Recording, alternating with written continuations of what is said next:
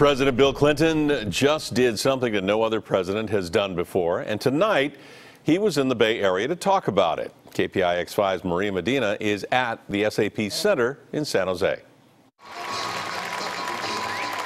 Tonight, he took the stage not just as a former president, but as a fiction author. He did the first draft of that, and I was reading, I said, hey, this is pretty good. About 2,000 people filed into the SAP Center in San Jose, one of President Bill Clinton's stops on his book tour. The two together making and writing that book was, you wanted to know why. Author James Patterson joined the 42nd president on stage. It's the first time any president has teamed up with a best-selling novelist to write a work of fiction.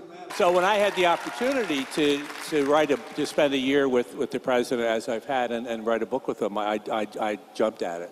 The thriller, titled "The President is Missing," is about the country's leader trying to stop a cyber attack against the U.S. There is a very serious attack against the United States. This is about anything that's electronic can be hacked. But the pair also talked about current events in the country, including what seemed like a jab at the current president. And then for the president to get involved in fiction, which some presidents apparently have no problem doing fiction. The President is Missing made #1 on the New York bestsellers list a few days ago.